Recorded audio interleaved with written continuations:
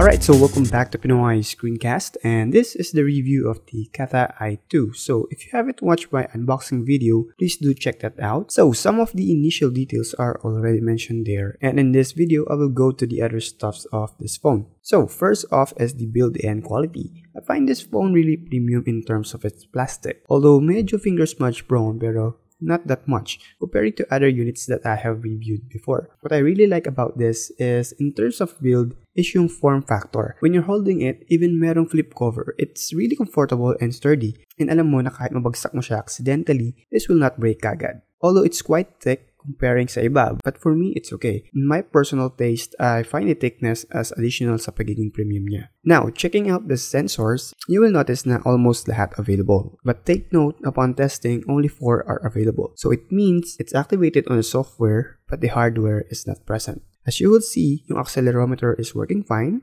also the light sensor, and then yung proximity at sound sensor. But here, when you check the magnetic sensor, orientation sensor, and the gyro sensor, they are not working properly. So it means it might be available via software or the hardware is not available. So the indication of this one is for some games na gumagamit ng mga sensors na ito, it will not work properly. So just take note of that. I also tested out the LED flash, and so far, it's an average brightness. Going forward sa gaming test, so far I tested out several games, but I have separated the video of that so you can just click on the annotations icon here on this video so you will be redirected on my playlist for the full gaming test. But because the screen of the i2 is just QHD, you will see the difference sa speed and frame rate when you're playing 3D games. Although it still encounters some stutters in some point, lalong-lalo na kapag naka-multitask kayo. So just be sure to close other apps and other stuff running in the background. If you encounter sudden skipping frame, but comparing to other QHD smartphones, I find the i2 much more better. Very noticeable yung fast frame rate when you're moving on a fast scene and detailed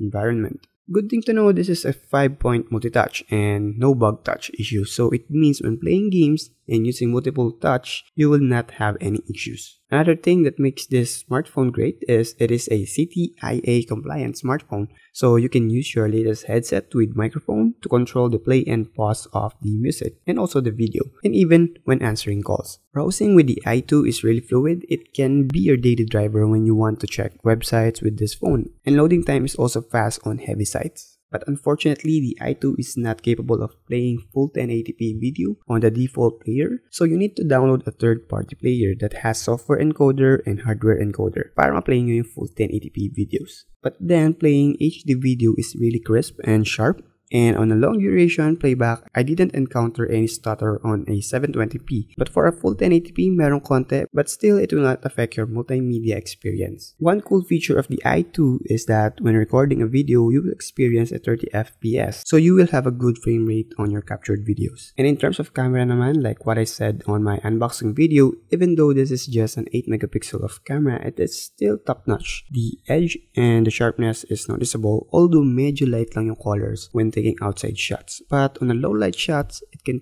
take good photos. If you're into hotspot, the i2 has a built-in app where you can share your Wi-Fi in just a couple of seconds. Not like on the stock settings of the Wi-Fi hotspot on a typical smartphone, this one just turn on the app and you're good to go. So that is one nifty app there that they have added on the pre-built apps inside the phone. And also they have added productivity app that you can open Word files and even Excel files, which you can open on the go. But speaking of on the go, unfortunately, it doesn't have an OTG support. But the 16GB internal storage is pretty decent for installing huge file games, which is also expandable up to 32GB. The IPS display is pretty accurate, but I find the brightness change on the top and bottom viewing angles. But don't worry, no issues of inverted color. It is still a real IPS display. Because this is a dual SIM, one thing to take note that this is a dual 3G standby phone. So it means both SIMs can have 3G connectivity by just switching the 3G connectivity on either of the two SIM cards without even opening and switching the SIM card at the back. And of course, the battery life, well, because this is a 2200 mAh battery, it can last around 3 to 4 hours of full gaming and multimedia with the full settings. And for a standby time, it can last a day depending on how you use it. Upon using this on a day-to-day basis, I only charge it once I got home when I go out around 8 AM to 8 PM. So that is approximately 12 to 14 hours. So that is my full review of the Kata i2. If you're looking for a decent build phone with a good gaming performance, well, this is a good choice.